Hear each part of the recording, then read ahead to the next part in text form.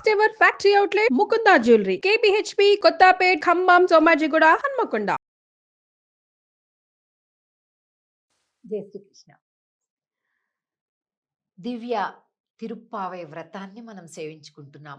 ఒకసారి ఆండాళ్ తల్లికి నమస్కరిస్తూ, ఆండాళ్ తిరువడిగళే శరణం. ఈ వాక్యం అర్థం అందరికీ తెలిసే ఉండొచ్చు బహుశా. తిరువడిగళ్ళు అంటే రెండు దివ్య పాదములు, అమ్మవారి యొక్క రెండు పాదములు అన్నమాట. ఆ రెండు పాదములను శరణు కోరుతున్నాను అని అర్థం అనమాట. ఇవాళ దివ్య తిరుప్పావై వ్రతంలో భాగంగా 3 భాగాలుగా చేస్తే తిరుప్పావైని 10 పాసురములు 10 పాసురములు 10 పాసురం ఒక 10 పూర్తి చేసుకున్నాం. ఈరోజు 2వ భాగంలోని మొదటి పాసురం, అంటే అమ్మవారేమి అట్లా భాగాలుగా చెప్పాల, మనమే అనుకుంటున్నాం అనమాట. ఇప్పుడు 11వ పాసురంలోకి ఈరోజు ప్రవేశించాం. ఈరోజు రోజుకొక గోపిక పడుకుని నిద్రించి బయటికి రాకుండా వీళ్లతో కలవకుండా ఉన్న గోపికల్ని లేపుతున్నారు కదా. అలాగే ఈరోజు కూడా మరో గోపిక. మొత్తం 15వ పాసురం దాకా ఇలాగే ఉంటుంది. పాసురాన్ని సేవిద్దాం. కత్తుక్కరవై కణంగళ్ పలకరందు செத்தார் திரளழிய சென்று செருச்செய்யும் குத்தமொன்றில்லாத கோவலர்தம் பொற்கொடியே புத்தரவல்குல் புனமயிலே போதராய் சுத்தத்து தோழிமார் எல்லாரும் வந்து நின்முத்தும் புகுந்து முகில் வண்ணன் பேர் பாட சுத்தத்து தோழிமாரெல்லாரும் வந்து நின்முத்தும் புகுந்து முகில் வண்ணன் பேர் பாడా. ఇప్పుడు சித்தாதே பேஷாதே செல்வ பெண்டாட்டி நீ எத்துக்குறங்கும் பொருள் ஏலோரெம்பாவாய்.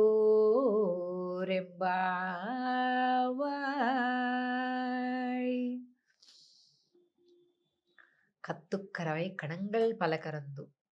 బాబ్బా, ఈరోజు నిదురిస్తూ బయటికి రానటువంటి గోపిక ఎవరైతే ఉందో గొప్ప వంశానికి చెందినటువంటి గోపికట. ఎంత గొప్ప వంశం! ఈమెడ ఒక్కదానికే భక్తి కాదు, ఈ ఇంటిల్లి పాది అందరూ కృష్ణ భక్తులట. ఈవిడ అన్నలున్నారు చూసారా, ఈవిడ అన్నయ్యలు ఏం చేస్తారట, వాళ్లకు ఉండేటటువంటి ఆ పెద్ద పెద్ద పశు సంపద అంట. కత్తుక్కరవై కణంగల్ పలకరందు, బోలెడు సమూహాలంట గో సంపద. సెత్తార్ తిరల్ అజియ సెండ్రు సెరిచెయ్యం అంటే ఎవరైతే కృష్ణుడికి శత్రువులుగా ఉంటారో వెళ్ళిపోయి వాళ్ళ మీద యుద్ధం ప్రకటించేసి వాళ్ళ మీద యుద్ధం చేసేసి విజయాన్ని పట్టుకుని వచ్చేస్తారట. వీళ్ళకేమీ లేదు శత్రుత్వం. కృష్ణుడి శత్రువులే మాకు శత్రువులు, కృష్ణుడి మిత్రులే మాకు మిత్రుడు, అంతే, ఇంకేం వేరే మాట లేదు. అటువంటి ఒక పుణ్య చరిత, గొప్ప భక్తి కలిగినటువంటి గోప వంశమట వారిది. కుత్తం ఒండ్రిల్లాద కోవలర్ధం పోర్కుడియే. అరే, అసలు ఆ వంశంలో ఇంత తప్పు దోషం చూద్దామంటే కూడా దొరకదంట. ఇప్పుడు మామూలుగా అసలు నిజంగా ఈ కాలంలో చూస్తే ఇలాంటివి కాస్త వింతగా ఆశ్చర్యంగా ఉంటుంది కదండి. ఎక్కడ చూసినా ఎక్కడో అక్కడ కుటుంబం ఎంత గొప్పదైనా ఎక్కడో అక్కడ ఒక మచ్చ, ఒక పనికిరానోడు పుడతాడు అందులో. ఇక ఈ ఇంటిల్లి పాదిని మొత్తాన్ని కూడా విడదీయటం. ఇంటికి ఒకళ్ళు చాలండి, ఇట్లా ఉంటారు. ఇల్లు మొత్తం భ్రష్టం. అది ఆడవాళ్ళు కావచ్చు, మగవాళ్ళు కావచ్చు.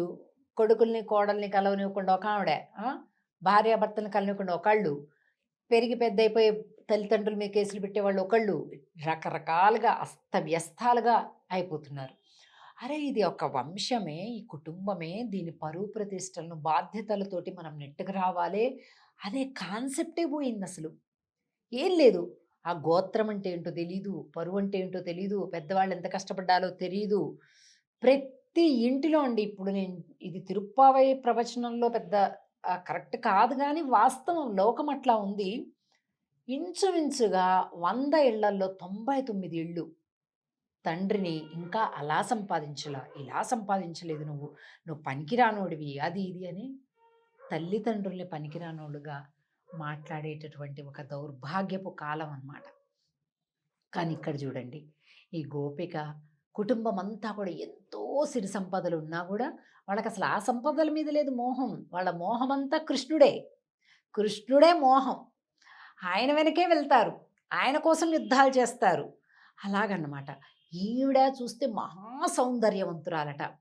పోవలర్దం పొర్కొడియే ఉత్తరవల్గుల్ ఎలా ఉంటుందట ఆవిడ యొక్క నితంబ స్థానం అంటే వెనక భాగం ఎలా ఉంటుందట అంటే ఒక పెద్ద పాము ఇలాగా లోపలికి పుట్టలోకి లోపలికి ఇలా వెళ్ళిపోయి లోపల మళ్ళీ పడగుండే పైన సన్నగా ఉంటే ఎలా ఉంటుందో ఈవిడ భుజాలు వెనక వీపు ఇలా ఉండి నడుము దగ్గర సన్నగా అయిపోయి మళ్ళీ కిందకి ఇలాగ లావుగా వెళ్ళి నితంబం అంటారు.